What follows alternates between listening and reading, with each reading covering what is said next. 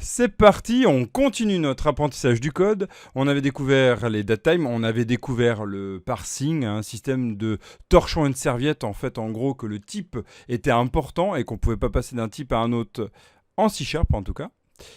Là, on va se faire une pause sur ce système de conversion. On y reviendra de toute façon petit à petit dans la formation. Là, on va s'arrêter sur une information cruciale, très très importante, les conditions. Qu'est-ce qu'une condition ? Eh bien, si on ne continue pas ensemble, vous pouvez arrêter tout de suite cette vidéo. Sinon, rejoignez-moi tout de suite après le générique.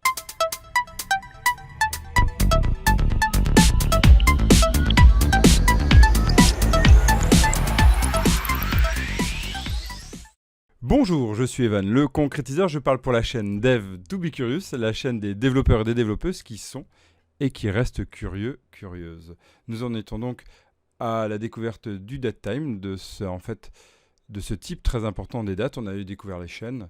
Et maintenant, en fait, on va faire une pause par rapport à ça, même s'il est important de préciser qu'il y a donc ce notion de torchon et de serviette. En gros, qu'une date ne peut pas se transformer en chaîne directement. Il faut passer par cette notion de conversion, le parse, ici, en C#.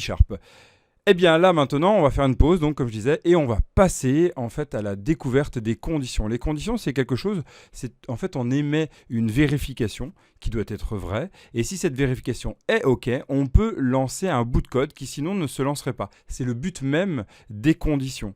Donc en fait, on va imaginer une condition qui doit être importante, qui doit en fait être nécessaire, qui doit être du fonctionnel, c'est-à-dire quelque chose qu'on souhaite vérifier pour notre programme. Là, ici, on est en train de saisir le profil. Et ce qu'on souhaite pour l'instant, c'est vérifier qu'il a bien saisi, par exemple, H ou F pour homme ou femme. Par exemple, on va lui demander son sexe, ou mâle ou femelle. Du point de vue Wookie, on va accepter, espérant que le Wookie soit d'accord, qu'on lui demande M ou donc F.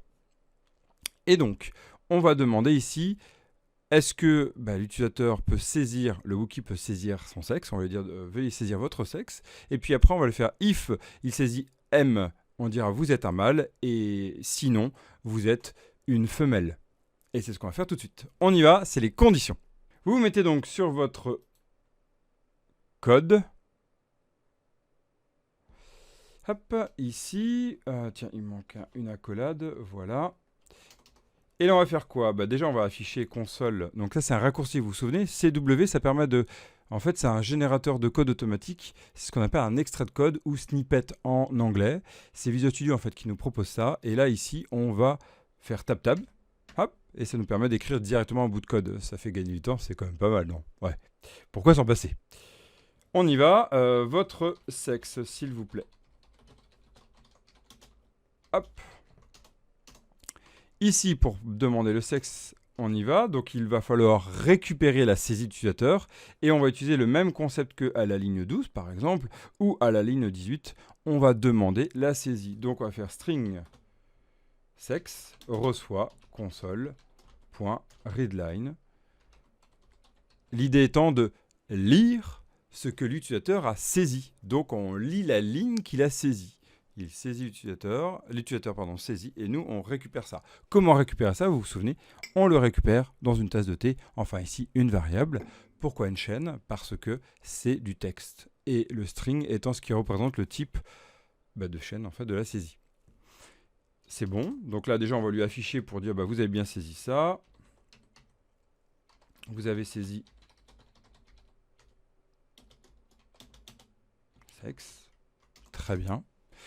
Et là, on va s'assurer... Ah, vous vous souvenez de la concaténation ? L'idée, c'est de pouvoir ajouter du texte à côté du texte. C'est ce qu'on appelle la concaténation. Concaténer 2 chaînes, 3 chaînes, n chaînes, petit à petit, pour qu'elles deviennent une chaîne en entière. C'est un peu comme des Lego. Un assemblage de briques devient toujours... un assemblage de briques de Lego, c'est toujours des Lego.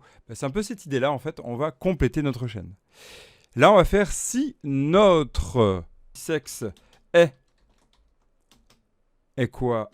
Eh bien, M. À ce moment-là, alors, afficher, vous êtes un mâle. Vous êtes un mâle. Si non, afficher, vous êtes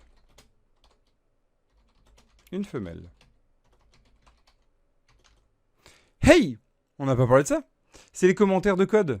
Les commentaires de code, c'est vachement pratique. Qu'est-ce que le commentaire? Le commentaire, c'est quelque chose qui n'est pas du code, c'est du texte. Ça peut être du code d'ailleurs, mais qui ne sera pas exécuté, donc qui ne sera pas compressé et utilisé pour l'exécuteur de votre programme. En gros, ça ne sert à rien du point de vue exécuteur, c'est juste pour nous. Mais par exemple, si un bout de code ne vous plaît pas, regardez, vous pouvez tout d'un coup commenter ça et il n'apparaîtra pas à l'exécution. Bon, alors ici, en tout cas, ça nous explique ce qu'on doit faire. Si le sexe est M, alors on affiche ça. Afficher, c'est console.writeLine. Et sinon, bon, on va découvrir ce que c'est. Ça va vous aider des fois, si vous, pour l'instant, normal, vous êtes en apprentissage. Comment construire du code? Eh bien déjà, écrivez-le en commentaire. Eh bien là, si, c'est if. If et tout de suite parenthèse. Parenthèse, à l'intérieur de la parenthèse, doit être la condition qu'on veut vérifier comme vraie. Si c'est vrai, on passera au bout de code dans le if, dans le contenu de vérification. C'est une sorte de contrôleur pour voir, hey, t'as le droit de passer, toi, t'as ce passe-là, oui, c'est bon, ok, donc tu viens. C'est une notion de vrai ou faux. On découvrira ça après, dans une prochaine vidéo, sur ce que sont les booléens, le vrai ou faux. Mais déjà, dites-vous que c'est une condition à vérifier. Donc là, c'est si quoi? Si sexe. Le sexe qu'il a ses utilisateurs est égal. Alors comment on fait égal? C'est double égal pour la vérification du contenu. Vous avez vu la différence avec le égal qui affecte la valeur dans la variable. Là ici, c'est la vérification de ce qu'il y a à l'intérieur de la variable. C'est comme si on regardait à l'intérieur, on faisait est-ce que c'est égal à ça? Est-ce que c'est du thé ou du café? C'est ce principe-là. Donc si c'est égal à ça, le alors n'existe pas en soi, mais c'est l'accolade en fait. Vous voyez ça comme l'accolade. Accolade ouvrante, accolade fermante, ça permet ici, à la ligne 37, ça va être ce code qui va s'exécuter seulement et uniquement seulement si cette condition est vraie. Mais quelle condition? On va vérifier si c'est égal à M, c'est écrit. Donc c'est une chaîne qui vaut M. Donc si, ici, mon sexe est égal à M, à ce moment-là, on va pouvoir exécuter ça.